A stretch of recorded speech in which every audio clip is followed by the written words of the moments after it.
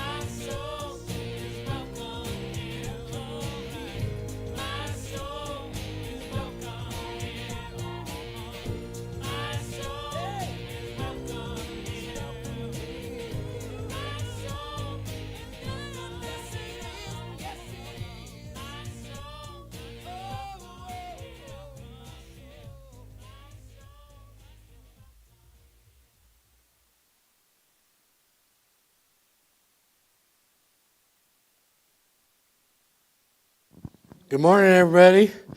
Aren't those some scary pumpkins up there?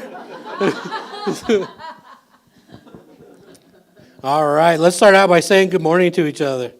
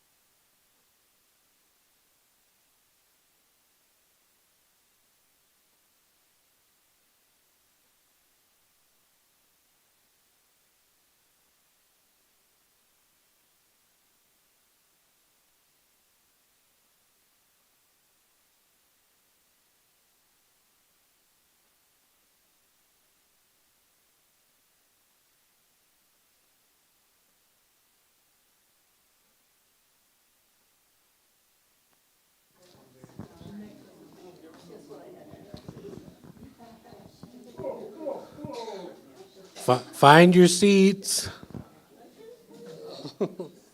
We've got plenty. All right. So, how about that weather, huh? Yeah, no? All right. Well, if you don't know who I am Nedry from Jurassic Park. No, it doesn't end well for me. That's all right. Welcome to Unity. Today we've got lots of folks dressed up here for some pre-Halloween fun, and we'll show that off later in my flickering. We'll fix that in a minute. All are welcome here. If you're visiting for the first time, please drop off your blue info card in the basket when it goes around later. We'd love to keep in touch with you. We'll go out to lunch. If you want to go trick-or-treating, let us know.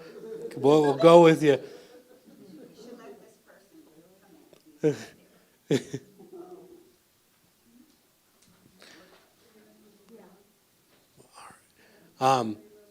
We're here to support you in affirmative prayer. You can ask a prayer partner. If prayer partners, raise your hand if you're in the room. Prayer partners will be available at the Serenity Room after service today.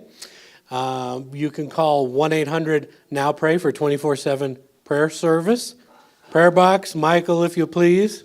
Right over here, folks. All right.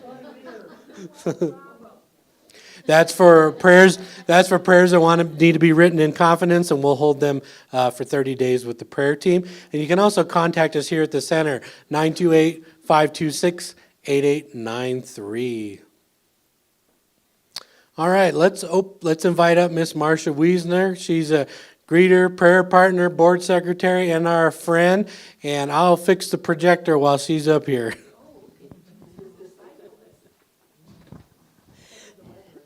Yeah, I'm dressed up as Cosmic Ray and a prayer partner.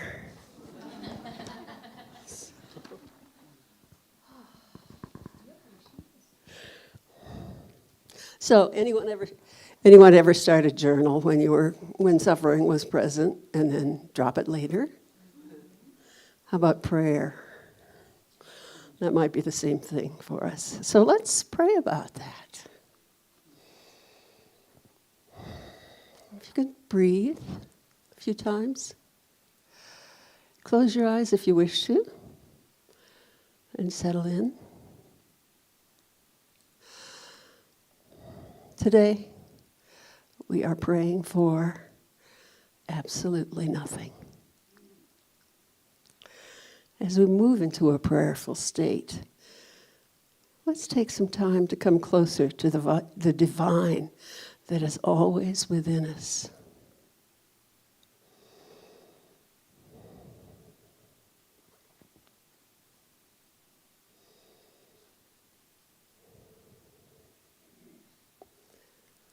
In prayer, we can, over time, open to seeing the joy, the prosperity, the wisdom, and the strength that are always a part of us. This may not, in fact, it will not happen all at once. In that way, prayer is sort of like training. And it's a habit worth developing. And so it is.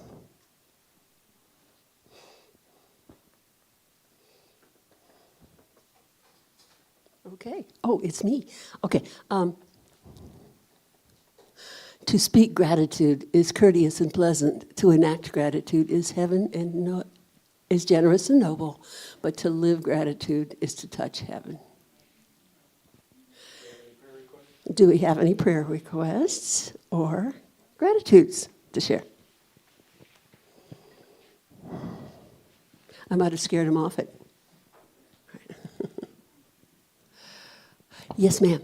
I am a friend of Kate's, and I'm so grateful that I'm here to visit her for a week, but I'm especially filled with gratitude that she has your community to be a part of. And we're grateful for her. Thank you. I have a gratitude. A couple of weeks ago, maybe it was just a week ago, when I talked about my daughter's dog and we had the prayer, I want you to know she's doing well. And I attribute it to you. Well, we can also see the divine in dogs, too.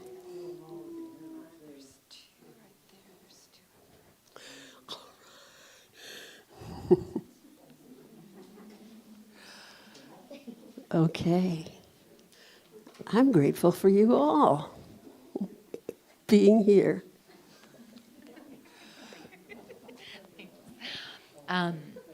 I have a prayer request. My mom is going through some paperwork to renew a lot of her different things. She's a Canadian citizen and has been a U.S. resident at various points during her life. She's renewing some of that paperwork now in advance of coming to visit me for Thanksgiving week. So that's a big gratitude. But I just want some prayers that everything will go very smoothly. I know the government isn't what it was when she first got her green card and all of her other documentation. So that's been something that's been weighing on her a little bit. And I just want a smooth and easy process so she's absolutely ready to come and visit for Thanksgiving. Beautiful. And would you like to share her name? Oh, Sharon. Sharon. Yeah. All right. Oh, we see Sharon calm and positive about this experience, and we see it going completely smoothly. I assume she's really innocent looking, right? All right. Well, thank you for that prayer.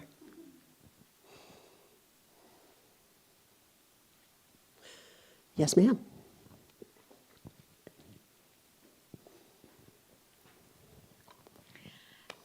I wasn't going to speak today, but I had a really challenging week, and my life in many ways were kind of turned upside down and inside out, and having to ask for help when I'm not used to it has been a tough challenge.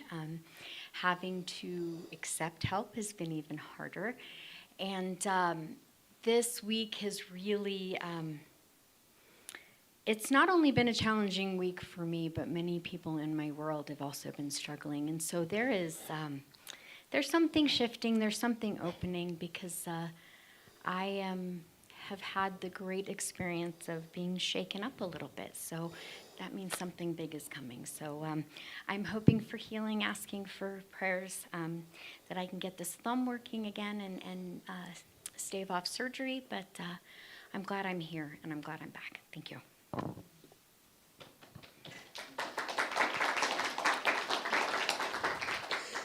We're glad you're here too, and we support you in your insight that change is an opening. So we see that happening. When we pray, sometimes it isn't just for what we think will happen. It can be for being open to what will happen too. Thank you.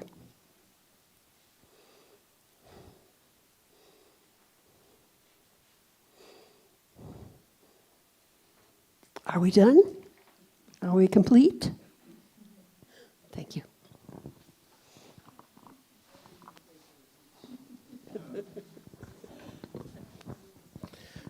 So this jacket material is the dishwashing gloves. So I'm just roasting up here.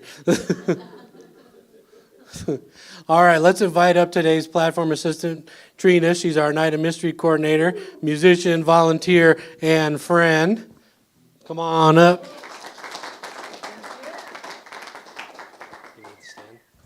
Perfect. Good morning. I am not in costume, but I'm kind of dressed festive today. Uncharacteristically for me, not dressed up in some crazy outfit. But I love all the costumes I see out there. So our unity principle, let's say that together. Human beings are divine at their core and therefore inherently good. And the short version, I am divine. So I was asked to talk on prosperity, consciousness, and abundance today. It's going to be a theme with PAs over the coming month. And so being that our theme was Star Wars, I Googled Star Wars and prosperity, consciousness, and abundance, and wouldn't you know it, ChatGPT had a lot to say about it. So I'm going to share some of their gems of how Star Wars exemplifies our prosperity consciousness. So the Force as abundance. The Force represents a universal energy that connects all living things, symbolizing the abundance available to everyone. Characters like Yoda and Obi-Wan emphasize the importance of belief in oneself and the potential for growth. Overcoming adversity. Many characters such as Luke Skywalker and Rey rise from humble beginnings to achieve greatness, illustrating the idea that anyone can attain abundance through perseverance and belief. The struggle against the empire reflects the fight against any scarcity and oppression, promoting a mindset of abundance and hope. Community and collaboration. The Rebel Alliance showcases the power of community and collaboration, emphasizing the collective efforts that can lead to greater prosperity. Boy, the mystery dinner was definitely one of those. It was a takes a village kind of thing. Everybody, so many people pitched in on that, and it was so successful. So yes, it takes a village. Relationships among characters highlight the importance of support and shared goals in achieving abundance. Lessons on mindset. The narrative encourages a shift from fear and scarcity to love and abundance, aligning with principles of prosperity consciousness. The idea that one's thoughts and beliefs shape reality is a recurring theme, encouraging viewers to adopt a positive mindset. So there you go. Star Wars on prosperity consciousness.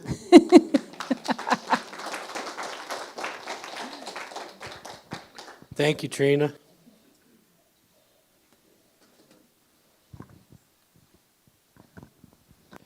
All right, our next song will be a video today. We're going to play God is a River by Peter Mayer. This is to help get you hyped for a concert coming up soon. Wink, wink, sign up, RSVP. Go see him, he's great.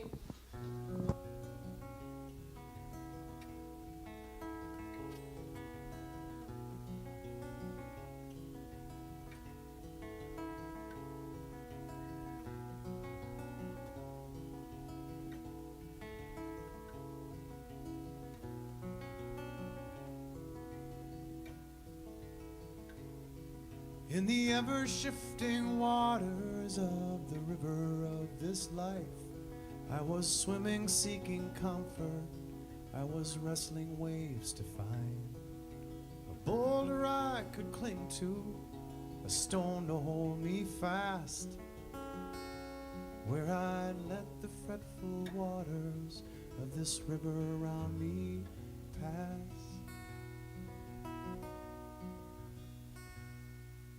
So I found an anchor, a blessed resting place, a trusty rock I called my Savior, for there I would be safe from the river and its dangers, and I proclaim my rock divine, and I prayed to it protect me, and the rock replied, God is a river, not just a stone. God is a wild raging rapids and a slow meandering flow. God is a deep and narrow passage, a peaceful sandy shore. God is a river swimmer, so let go.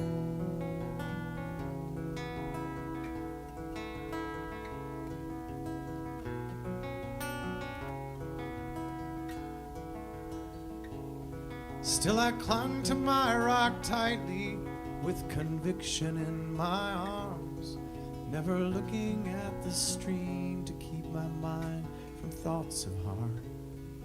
But the river kept on coming, kept on tugging at my legs, till at last my fingers faltered and I was swept away.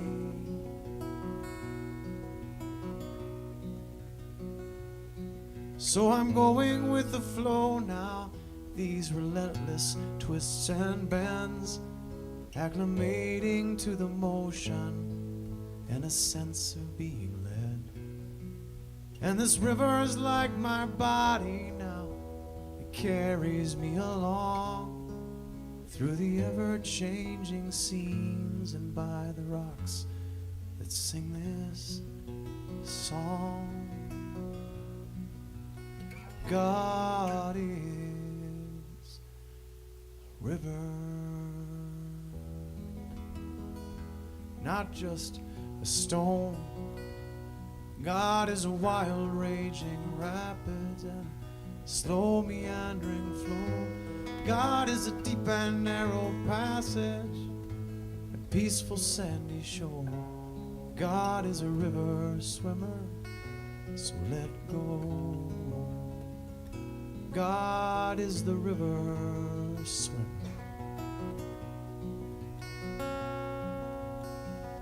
So let go.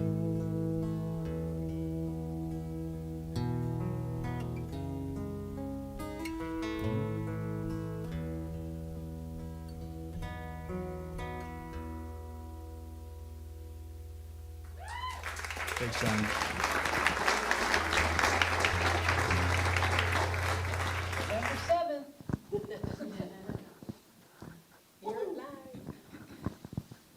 Let's hang on one second. Go ahead and you can go get the lights. So I want to invite up our special guest today. We have with us not just a reverend, but a princess. Come on up. We spared no expense on this one. So let's prepare for meditation by finding some comfort in our chairs, putting your back against the back of the chair, your feet on the floor, and let's take a slow, deep inhale and release it. And if you're ready and if you feel comfortable, you can close your eyes. As we move into this quiet time of meditation.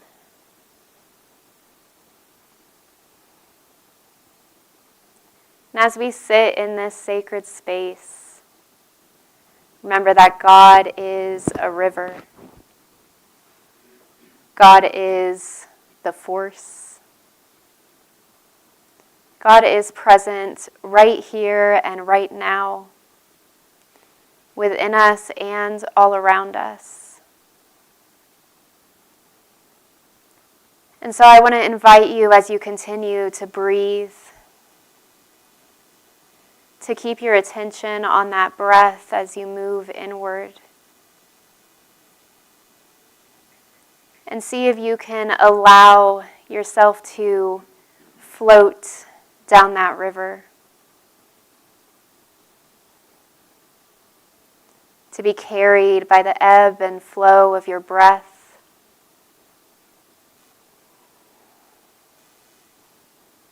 Your gentle inhales and exhales like a gentle wave.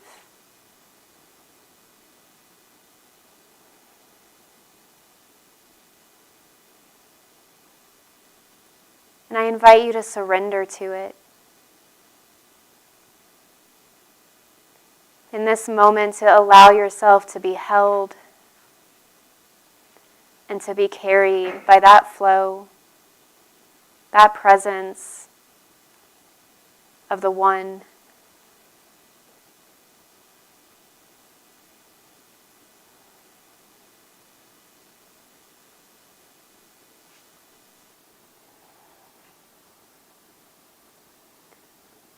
Allow that flow of your breath to be your anchor. That if your mind begins to wander as it likes to, that you come back again and again to that breath.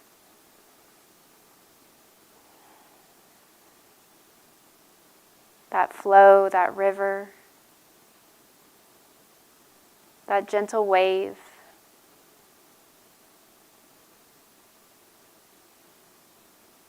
That supports us and sustains us every moment of every day.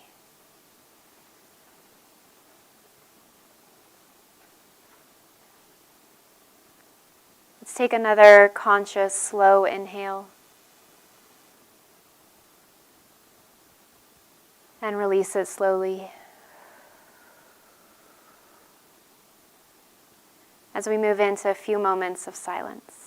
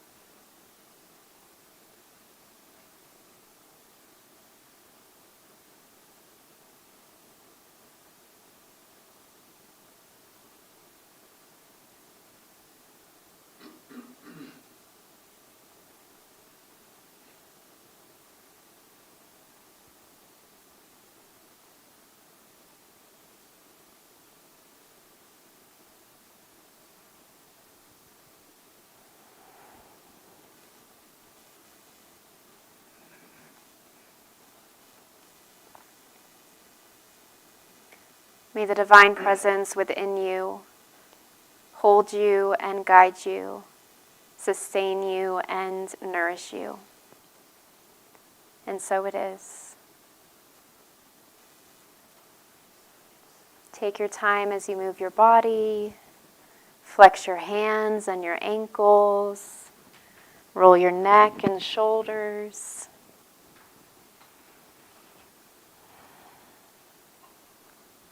When you're ready, you can open your eyes.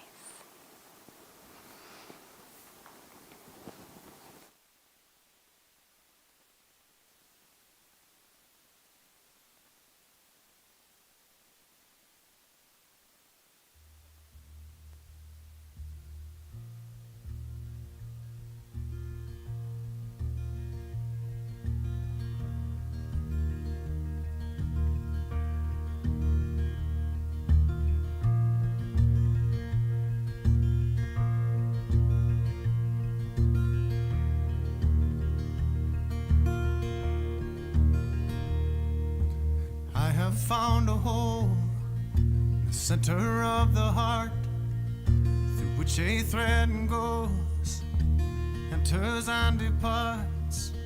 It's fastened in the middle to inside of me, from where it then continues through the heart of everything.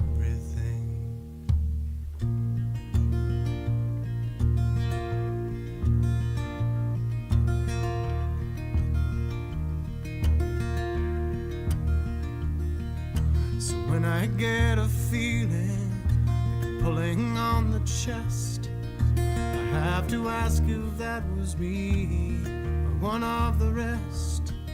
Sometimes it's painful, sometimes just a tap. Sometimes it happens violently and knocks me on my back. When pain is not just mine alone, that's when I know somebody's tugging on the string.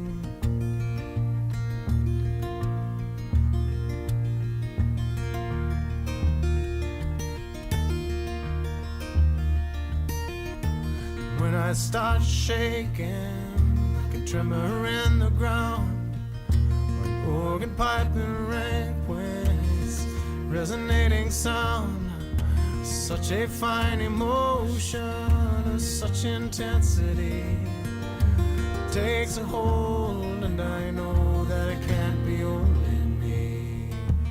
Then I guess it's someone maybe far away, grown a little tired of the instruments they play, somehow has discovered that universal thread and reached out a courageous hand and plucked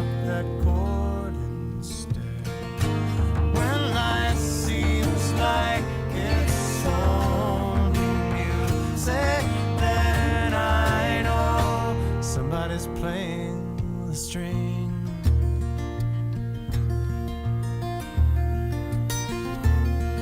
Sometimes when I stand beneath the sky at night, I take up the slack till the string is tight.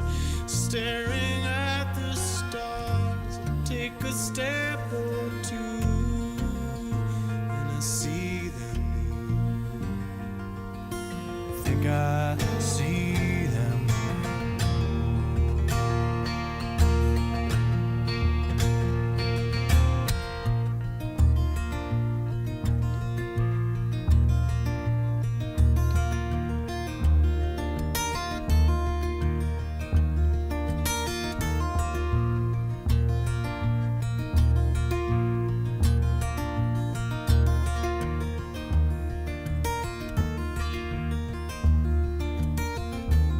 Everything's connected, like peas are in a pod, or beads upon a necklace, decorating God, going around the rosy, we're all in the ring, hand in hand like a strand through the heart of everything.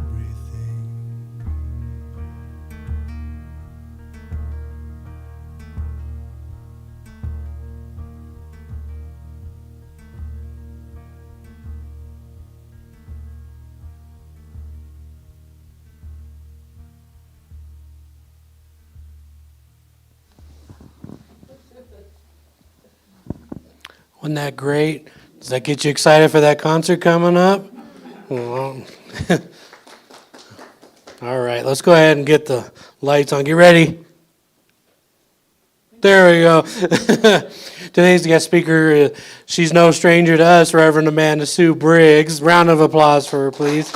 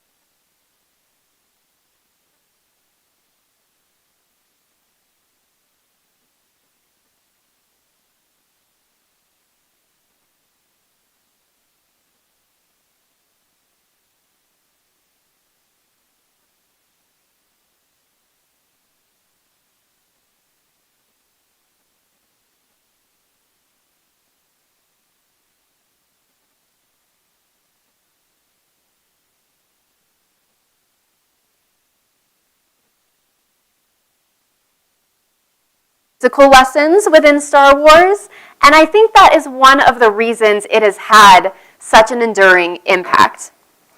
Now, George Lucas actually said in an interview that he put this concept of the Force into the movies because he wanted to awaken spirituality within young people. That he wanted them to consider the idea of this mystery force that is active in our lives. So while he was writing Star Wars, he actually studied both Buddhism and Taoism, and you can see elements of those religions in Star Wars, as well as, of course, some elements of Christianity as well. So today we're talking about the spiritual and metaphysical lessons from Star Wars. So first and foremost, of course, is this concept of the Force. Yoda says, life creates it, makes it grow. Its energy surrounds us and binds us. You see, the Force is this energy field that is within and all around us and is actually created by living beings.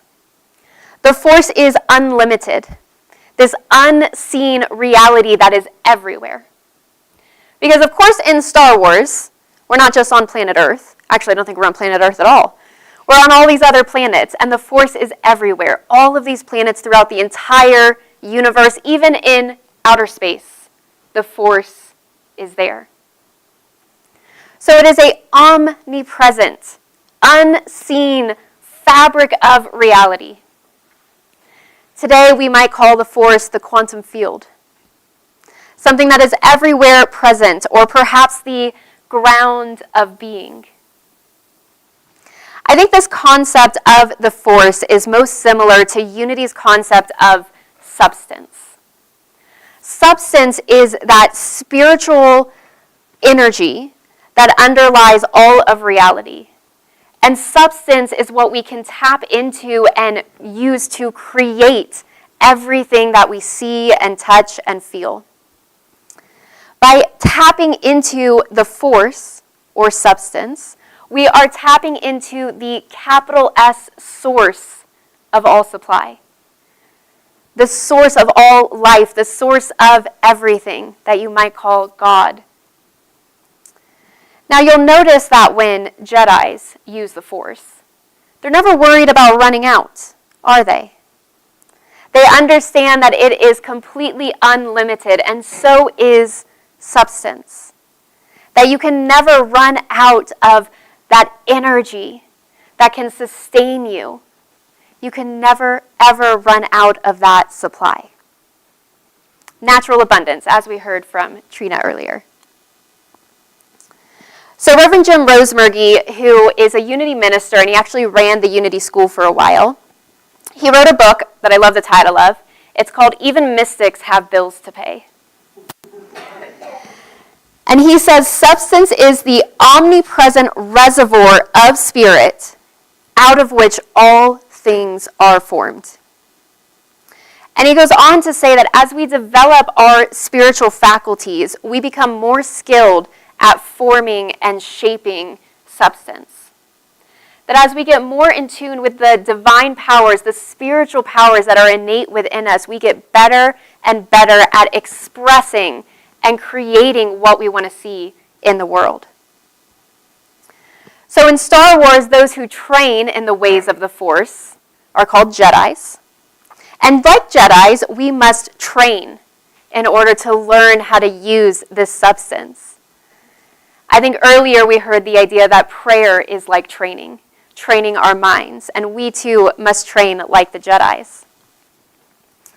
So Jedi Masters train for many, many years before they can reliably use the Force. Does anybody know how the Jedis train? They learn to attune. Do you have it? No, I'm sorry, I don't. I was just expressing wonder. Wonder. I love that. I wonder how. Let me tell you. So they do it through cultivating stillness and learning to attune their mind to it. Does that sound familiar to anybody? Right? That's what we do when we get still. When we practice meditation, is we learn to cultivate stillness. And through prayer, we learn to attune our mind to God. So did you know that you're all Jedis? So when training a new apprentice, a Jedi Master will explain that there is an intelligence and a wisdom within you. And you just have to get quiet enough to be able to hear it. Now in Star Wars, this is due to something called midichlorians, which are these tiny, like microscopic living organisms that live inside everyone's body and inside every living thing. So that inner wisdom, that inner tuition, in Star Wars it's these little things that live within you. For us, I would call it your intuition, and it's the wisdom that lives in your body. Have you ever had a gut feeling? That something wasn't the way you thought it was, or this nudge that I should go this direction. Maybe you got offered a job that you thought, this makes sense on paper, but something inside me is telling me this isn't a good fit. Anyone have an experience like that? Yeah. So when Anakin is being trained, he is told, trust that feeling, trust that intuition. When you are in the midst of using the Force, it's not that thinking, analytical brain that is going to help you tap into it. It is the wisdom of those midichlorians, the wisdom of your body and that second brain that lives in your gut. Now, Charles Fillmore, the co-founder of Unity, died before Star Wars came out, but if he were around, I think he would be a huge fan. Here's what Charles Fillmore said. He said, "It is in the silence that Spirit speaks. Here we realize the presence of God. In the silence." One of the things about being on a spiritual path that some people struggle with, and I know I have, is you have those moments where you have that deep experience, where you feel that sweetness of being in that presence. Do you know what I'm talking about? And then you have to go to work and cook food and do laundry, you know? And so balancing the real and the practical with that spiritual side can sometimes be difficult. And I think we can take a lesson from the Jedis here, because even in the midst of battle, they will stop and get silent and tune in to the Force. One of my favorite scenes is when there's a big battle going on between a Jedi and someone from the dark side. And they're in the midst of this battle, and this force field goes up between them. And the guy in all black, the bad guy, is pacing in front of that force field. Just let me at him, let me at him, let me at him, waiting for that force field to go down so he can attack. And what does the Jedi do? He turns off his lightsaber. He goes down onto his knees, and he closes his eyes, and he tunes in. If a Jedi has that much faith to tune in to that presence of the Force or of the divine in the midst of battle, can't we do it in the midst of traffic? Maybe don't close your eyes. Can't we do it in the midst of an argument? Can't we do it in the midst of being triggered? To pause and to tune in. So just like the Jedis, we must take time each day to practice this, so that when we're in the heat of battle and we need that feeling of that presence, we've already practiced getting there and we know how to call it up that quickly, like the Jedis. So when Luke Skywalker first goes to Yoda to be trained as a Jedi, did you know Yoda turned him down? He said, no, Luke isn't ready. So Yoda doesn't want to train Luke. He says he's not ready. And you know why Yoda said that Luke is not ready? Because Luke was always looking towards the future. Yoda says, all his life he has looked away to the future, to the horizon, never his mind on where he was, what he was doing. You ever have times in your life where your mind is not on where you are and what you're doing? Yeah, right? Right? My body's here, but my mind is way down there, right? So Yoda, when he was looking to train a new Jedi, knew how important it was to be able to be in the present moment. When we're looking towards the future, what we're doing is essentially hallucinating, right? When you think about it. We're imagining all of these made-up scenarios. For For some of us, these made-up scenarios may be that everybody hates us, and the worst possible things they could say and do to us is what they're doing. Some of us may actively employ our imagination, which is a great thing, to envision a better future, a positive future. But if we spend all our time in the future, we are spending all of our time hallucinating about things that may or may not happen, while we are missing right here and right now where we are and where God is in this moment. So Yoda says that a Jedi must also have the deepest commitment and the most serious mind. This reminds me of Philippians 2:2, where we are called, the Apostle Paul calls Christians to be in full accord and of one mind.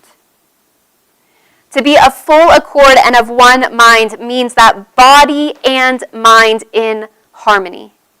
That we align both our body and our mind with the one, with God, with Source. That when we can align our human self, the self that likes to daydream about the future, the self that gets angry, when we can align that human self with the truth of our spiritual being, then we are of one mind, one accord. And we must be single-minded in our pursuit of truth, to be brave enough to go into each present moment and spend time sitting in that silence to align ourselves with that truth.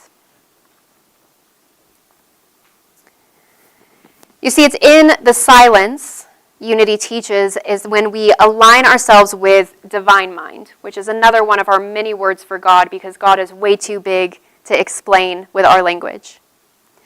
And it is in the alignment with divine minds that we can tap into what we call divine ideas. Now, sometimes we experience a divine idea, but then our human self talks us out of it, right? You get that nudge, you get that intuition, you get that divine idea that says go this way, and then your brain says, I don't know though.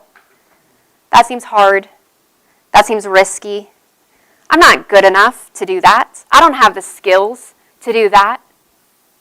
Anyone ever talk themselves out of a God nudge, a divine idea, right?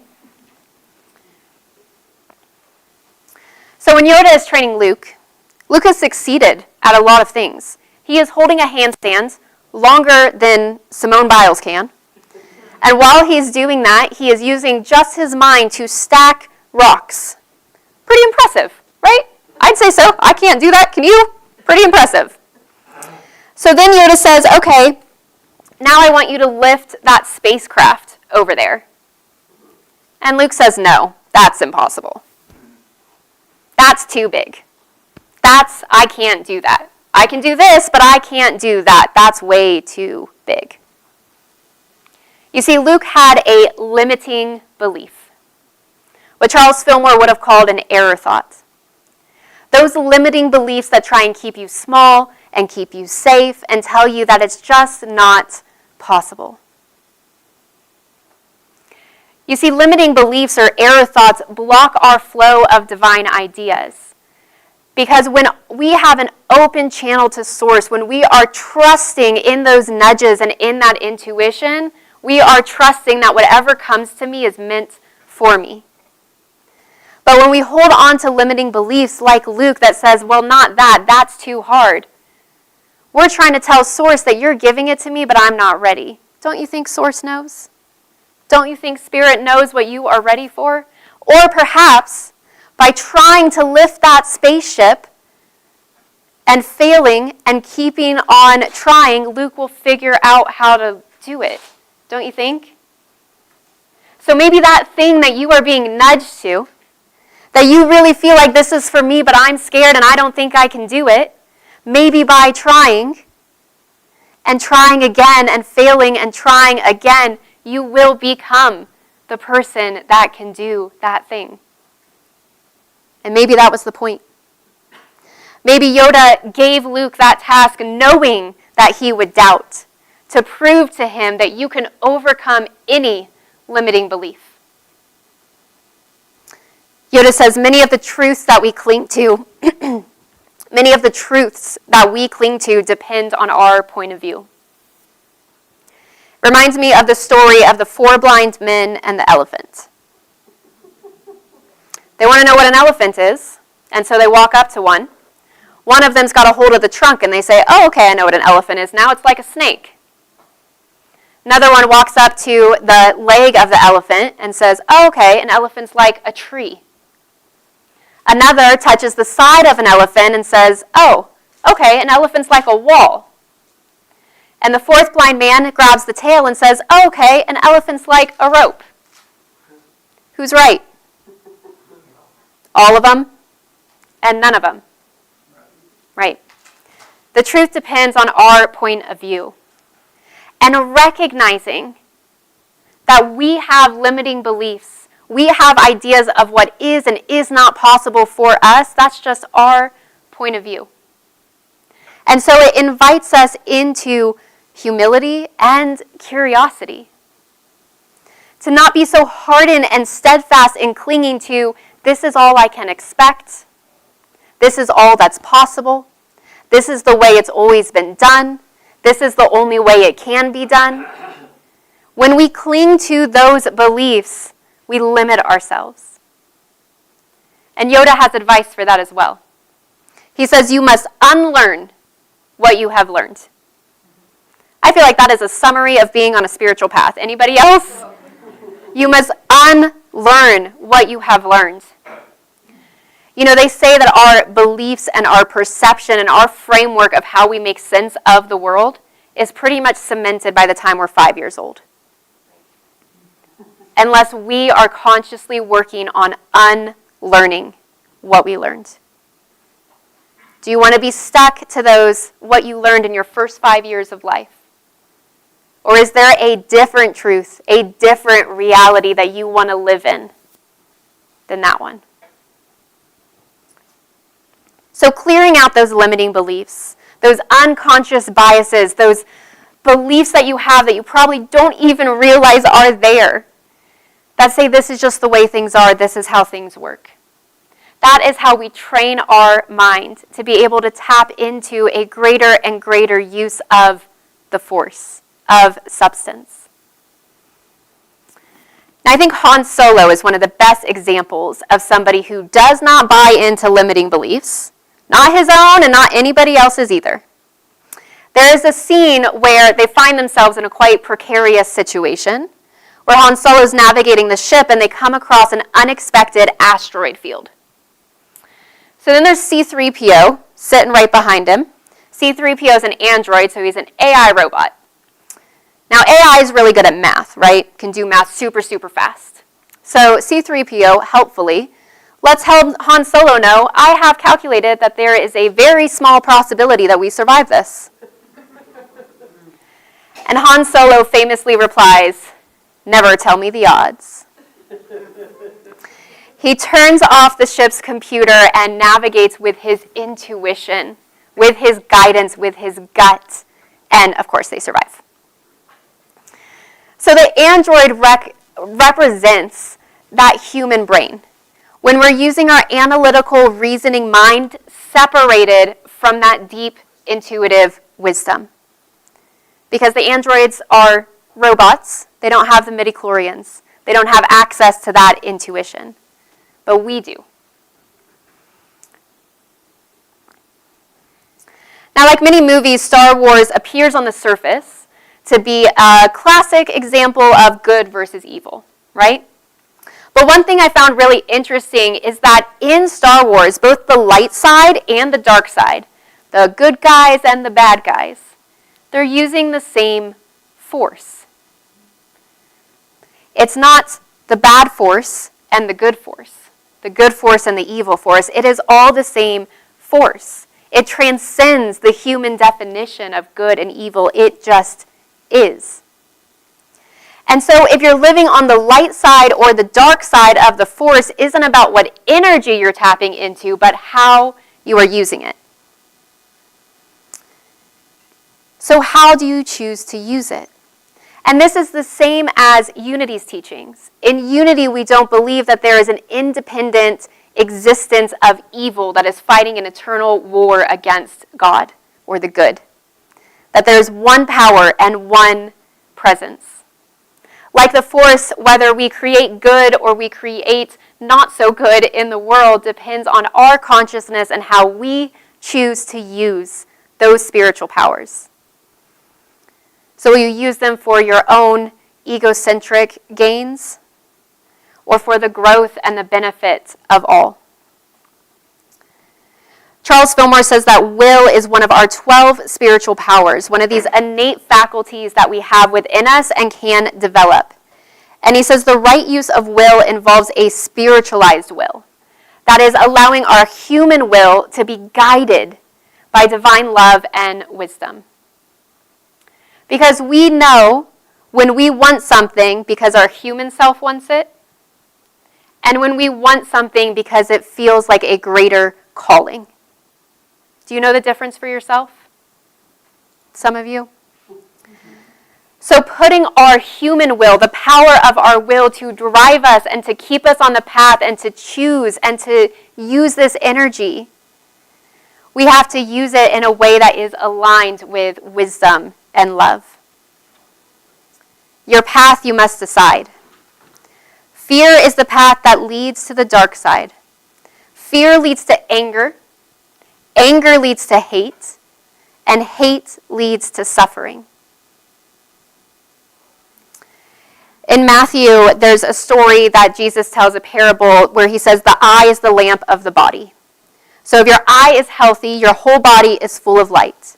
But if your eye is unhealthy, your whole body will be full of darkness. Now, this word healthy in the original Greek, it really implies a feeling of more like generous.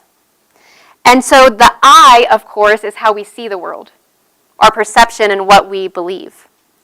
So this is saying that if your eye is healthy, if your eye is generous, if you choose to see the good, your whole body will be full of light. But if your eye is unhealthy or stingy, then we see through a distorted perception of fear. So both Yoda and Jesus agree that fear leads to darkness, fear leads to suffering.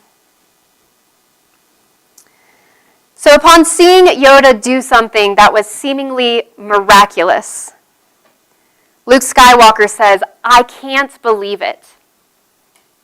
I can't believe it." And Yoda responds, "And that is why you fail." So may we be like the Father in the Gospel of Mark who says, "I believe, but help my unbelief." When may we be like Han Solo and say, "Never tell me the odds." To be brave enough to trust that wisdom of spirit in our intuition and to step forward, never tell me the odds. Never tell me the odds. Through the power of quieting our minds and choosing to believe in ourselves and the power of spirit as it moves through us, expresses as us, we can be one with the force, ally ourselves with it, and use it in each present moment to choose to walk the path of light. As Yoda says, we are luminous beings, not this crude matter. So let us walk the path of the Jedi and remember our divine identity and our oneness. These are the lessons from the great metaphysician, Yoda, and Star Wars. Thank you so much.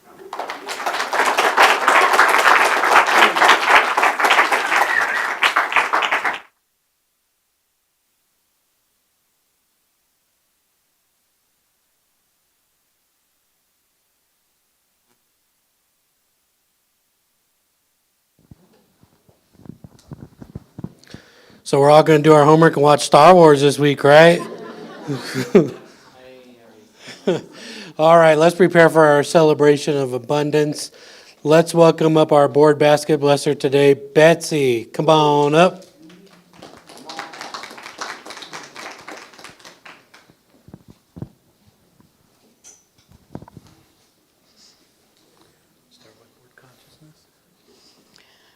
Our board consciousness is abundance. We Our abundant and thriving community. Let's do that again. Hang on. Come on. There we go. We are abundant and thriving community. There we go. All right. Our second board consciousness is the new minister. We are attracting the best new minister for Unity of Flagstaff, who leads and inspires our next phase of spiritual growth and service. Something like that. All right. We got it. One more. We release our limitations and give from abundance. We are abundant and you spirit. Go forth. Don't know the ways to give? Me either, so let's go through it.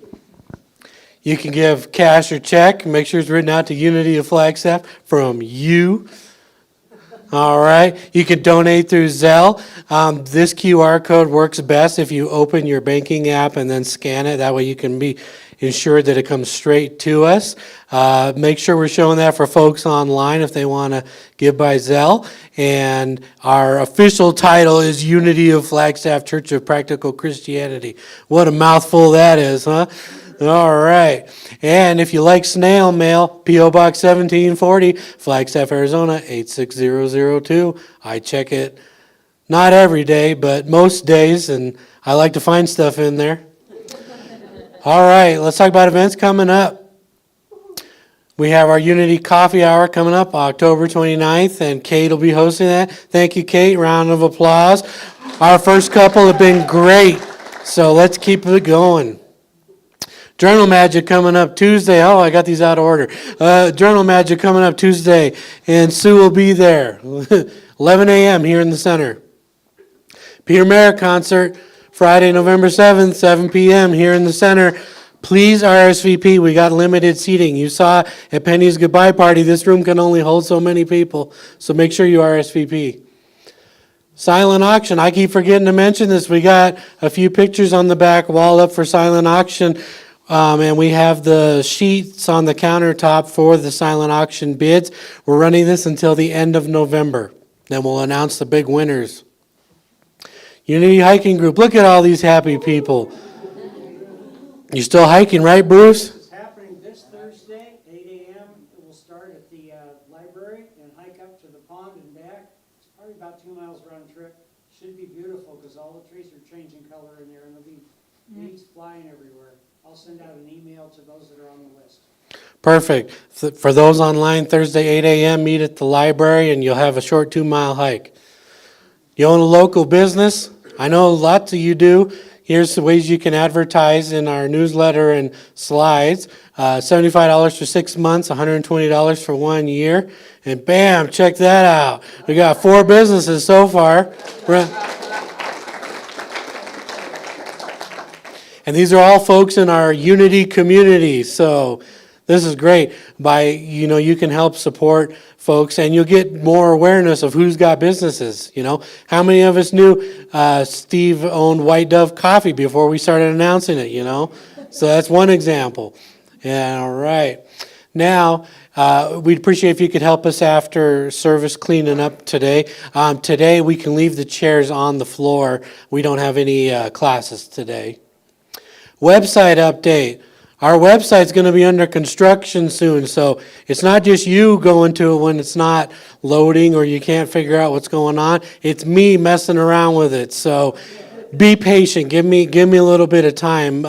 If you want to stay up to date, though, I really recommend that you read the newsletter that goes out weekly while we get this transition done. All right, and that's it. Let's bring the baskets up. I'll turn this back over to Betsy.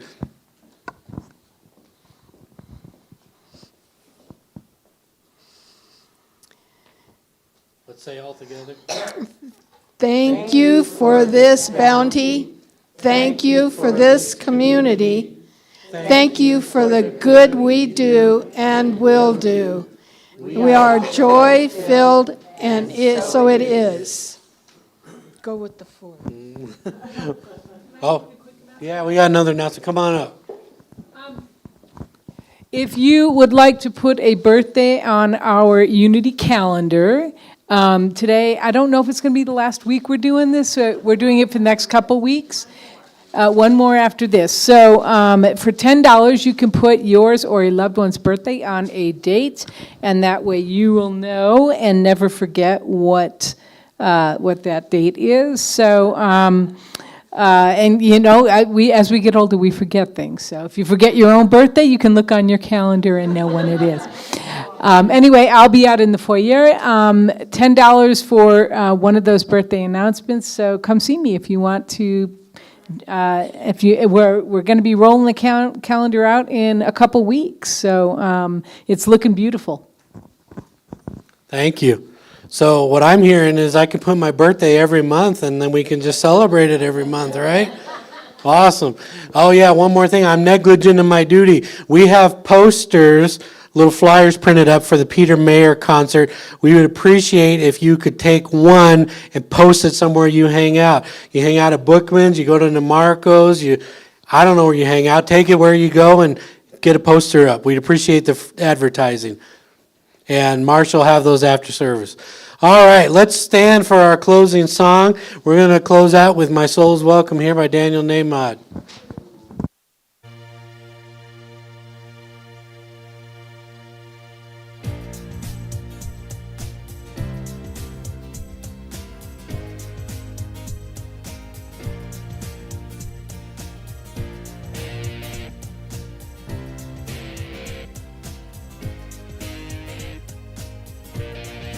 I'm in the right place at the right time.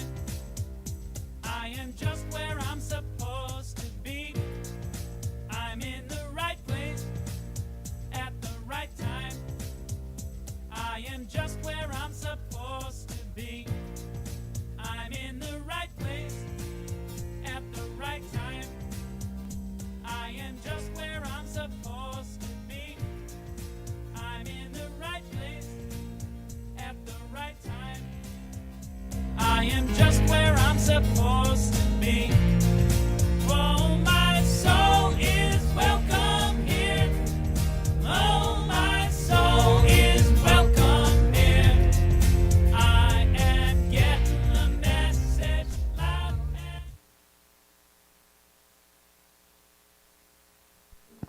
I think next time we try that, we should just do without the words on the screen. You all know that too well. All right. Real quick before we close out, if you wore a costume today, come up here after service. We want to take a group shot together.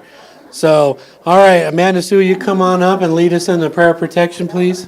All right. The light of God surrounds us. Claim the light. The love of God enfolds us. Claim the love. The power of God protects us. Claim the power. The presence of God watches over us. Claim the presence. Wherever we are, God is, and all is well. Great and amazing week, everybody, and have a great Halloween.